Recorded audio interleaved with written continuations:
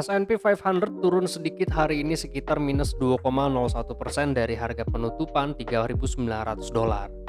Pasar kripto diwakilkan oleh Bitcoin pun sama menurun ke harga terendah siang ini minus 2,24% menjadi $19.924. Ada beberapa pemberitaan yang akan kita bahas hari ini. Tapi sebelum itu kita iklan dulu ya guys. BingX ini trading platform favorit gue untuk future trading guys. Kenapa? Karena spread dan fee tradingnya termasuk rendah. Buat yang mau daftar, link referralnya ada di tombol kuning ya. Dengan mendaftar menggunakan link referral CryptoHell, kalian berhak mendapatkan trading rebate sebanyak 5% ya. Yuk balik ke topik. Dari angka inflasi yang banyak tergerek naik saat ini di beberapa negara, banyak dari kita retail investor, pelaku bisnis, politisi, dan khususnya bank sentral yang masih sering menyangkal bahwa resesi bukanlah kasus yang harus digembar-gembor beritanya karena inflasi ini akan terkendali dalam waktu dekat. Tapi kekhawatiran ini justru diterima oleh banyak analis.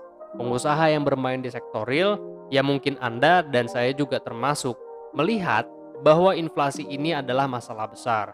Dan kita mungkin akan melihat angka inflasi tergerek naik lagi 13 Juli nanti khususnya di Amerika. Berita dari pasar kripto hari ini lagi anget banget datang dari para penambang Bitcoin. Banyak penambang saat ini yang gave up dan menjual kepemilikan Bitcoinnya. Tentu tujuan menjual pasokan Bitcoinnya untuk bisa berpenghasilan dan tetap bertahan. Tapi dari laporan yang ada, salah satu industri penambangan Bitcoin justru saat ini kehilangan fasilitas utamanya karena gagal membayar tagihan listrik. Tagihan yang perlu dibayar sekitar 1,2 juta dolar dan Kompas baru membayar sekitar 665.000 dolar. Dari tunggakan yang ada, perusahaan terpaksa harus menjual perangkat tambangnya untuk menutupi biaya yang harus dibayar. Dan saat ini ada beberapa rencana yang akan dilakukan oleh CEO Kompas Mining jika memang keadaannya sulit. Perusahaan bisa saja menutup dan menjual Kompas Mining atau dipindah lokasikan ke area yang lebih murah biaya operasionalnya. Pada masa yang bersamaan ini pun sebenarnya, profitability dari penambangan Bitcoin pun menurun lebih dari 75%. Volume pengiriman BTC yang dikirim oleh para penambang ke dalam exchanges pun naik signifikan.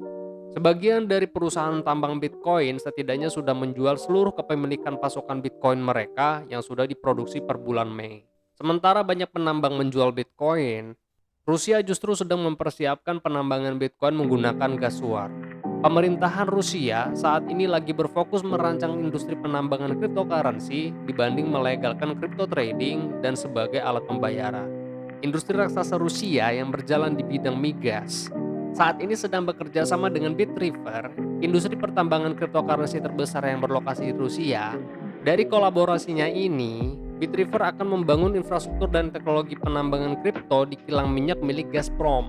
Rencananya, teknologi yang digunakan untuk menambang kripto ini memang untuk mengkonversi emisi dari industri menjadi energi yang akan menyuplai listrik fasilitas tambang kripto. Dan memang tujuannya untuk mengurangi jejak karbon yang dihasilkan dari kilang minyak ini. Wah, inovasi seperti ini seharusnya dilirik juga ya sama Pertamina.